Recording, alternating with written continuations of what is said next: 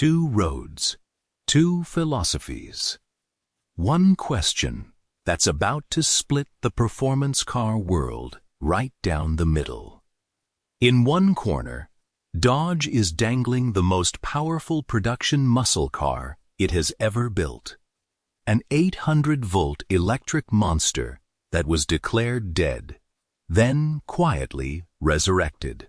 In the other, Toyota is tearing up 7 years of BMW partnership to build a Supra that finally belongs to nobody but itself. Neither car has technically launched yet. Both are aiming for 2027.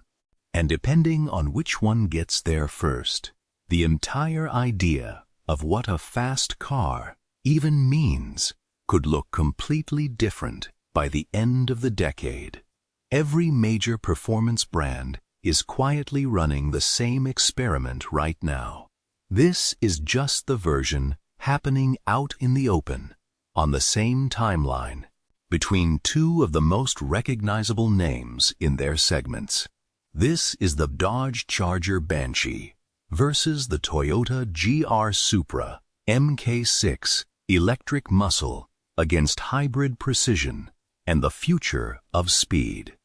Let's start with the car that refused to stay canceled. The Banshee was originally pitched as the electric halo sitting above Dodge's Charger Daytona lineup, the spiritual successor to the supercharged Hellcat, built to be the loudest and fastest version of the new electric muscle platform Dodge could engineer. Dodge ended production of the old gas-powered Charger and Challenger back in December 2023, betting the entire muscle car nameplate on this electric replacement, which means the Banshee was never just a trim level. It was the test of whether that whole bet actually pays off. Then, in late 2025, reports surfaced that Stellantis had quietly shelved the whole program, pulling back from an all-electric future as Hemi V8 South made a surprise comeback across the Ram and Jeep lineups. It's part of a bigger tug-of-war happening inside Stellantis right now, where the same company that bet its muscle car future on the Daytona is simultaneously reviving the gas engines it was supposed to replace. For a few months, the Banshee looked finished before it ever reached a dealership. Then, in early 2026, Dodge's CEO threw the story a curveball, telling reporters the Banshee was never completely dead, just waiting on the right timing. Nobody's confirmed a early RT debut. Nobody's ruled it out either, and that kind of uncertainty tends to make a car more interesting, not less. If it does arrive, expect the Banshee to wear the same aggressive language as the rest of the Daytona family: the split R-wing front fascia, a full-width LED taillight treatment that nods straight back to Chargers of the 60s and 70s, and a fastback silhouette that reads as muscle car, even with no combustion engine underneath it. The strangest part of the experience might be the sound. Dodge fitted the Daytona with something called the Fratsonic chambered exhaust, a system that pipes an amplified, genuinely aggressive snarl out of real exhaust-style pipes on a car that technically doesn't need them. Early reviewers described it as screaming, which, fittingly, is exactly where the Banshee name came from in the first place. Inside, the theatrics continue. Dodge engineered a simulated multi-speed gearbox called Erupt, operated through a pistol-gripped shifter that fakes the jolt of a real gear change during hard acceleration on a car that has no actual gears to shift. The standard Daytona Scat Pack already produces 670 horsepower from a 400-volt architecture. The Banshee is expected to blow past that with an 800-volt system and a genuine 2-speed transmission, pushing output rumored to land north of 900 horsepower enough. Dodge has claimed to beat the old Hellcat in every performance measure that matters. Dodge has floated a quarter-mile time in the 10-second range as the target numbers, usually reserved for dedicated drag builds, not 4-seat production cars. Some of that power, reportedly, won't even ship unlocked. Extra output is expected to arrive later through an over-the-air update tied to the car's VIN and authenticated by what Dodge calls a crystal key, a physical fob that has to verify the upgrade before the car will use it. It's a strange, almost video game way to sell horsepower, but it's very on-brand for a company that's never been shy about theater.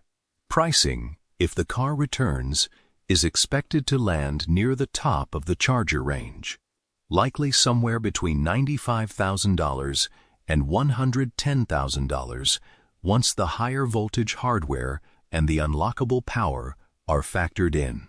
On the other side of this matchup is a car with the opposite problem, where the Banshee's story is about a program that almost died. The Supra Mk6's story is about a partnership that had to end before the car could really begin. For 7 years, every Supra sold has technically been a joint project with BMW, built alongside the Z4 at a Magna Steyr plant in Austria, running a BMW-sourced, turbocharged inline-6 under the hood. That chapter formally closed when the 5th-generation Supra ended production. In March 2026, capped off with a final edition that pushed its BMW engine to 382 horsepower one last time. What comes next is something the Supra hasn't been since the A80 bowed out in the early 2000s. A car built entirely by Toyota, on a Toyota platform with a Toyota-developed powertrain and not a single borrowed BMW part underneath it. Toyota hasn't pulled the camouflage off the Mk6 yet, so anyone claiming to know exactly what it looks like is guessing. What's confirmed is the layout: front engine, rear-wheel drive, 2-seat coupe.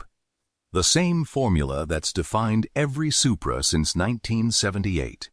Expect Gazoo Racing to keep the low, double-bubble roofline and long hood proportions that have become the car's visual signature, even as almost everything underneath gets rebuilt from the ground up. It's also worth flagging what might not survive the transition. The outgoing MKV offered a genuine 6-speed manual alongside its automatic, a rarity in this segment.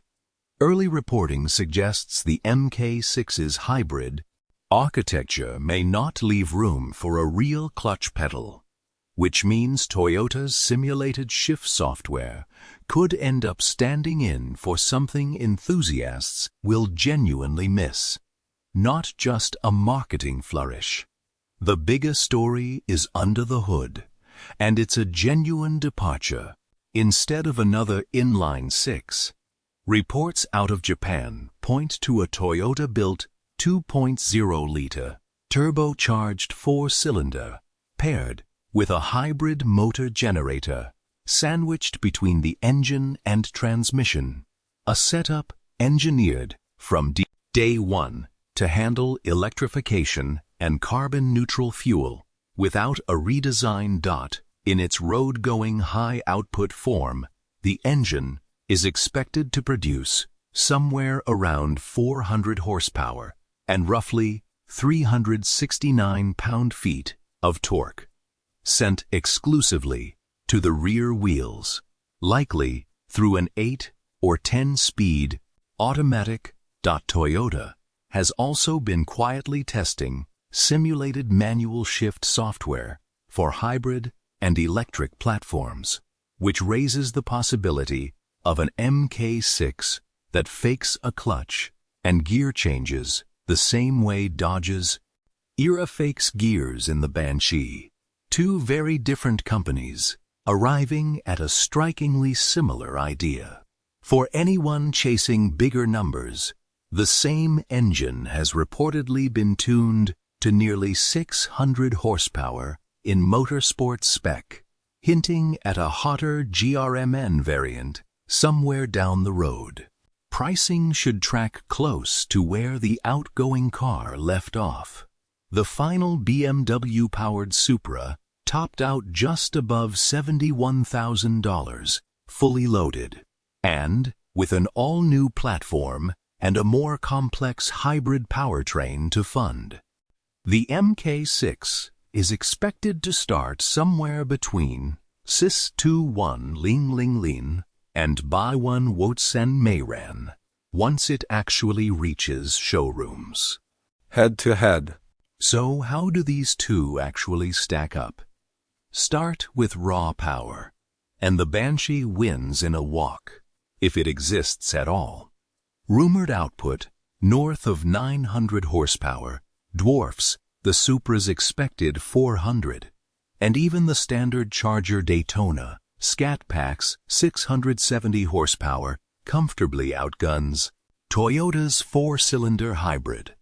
But horsepower isn't really the argument here, because these two cars aren't chasing the same kind of speed. The Banshee is a straight-line weapon, a heavyweight electric missile built to demolish quarter-mile times and vaporize rear tires off the line. The Supra Mk6 is built for corners, not launch control. Lighter, lower, and rear drive only, it's chasing the kind of balance and momentum that horsepower alone can't buy.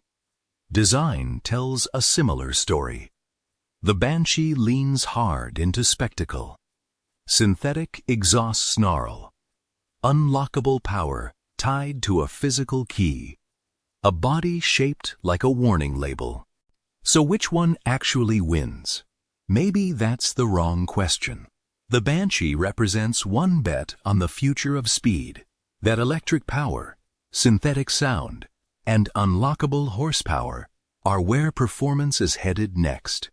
The Supra represents the other bet, that the old formula, a light chassis, a rear drive layout, and an engine built to be revved, rather than just floored, still has something no EV has managed to replicate. 2027 won't just decide which of these two cars is faster. It'll be an early signal for which bet the entire industry is quietly making. Two completely different answers to the same question, both arriving, assuming they arrive at all, in the same year. Which side are you on? Electric muscle or hybrid precision? Drop your pick in the comments and subscribe to see who actually shows up first.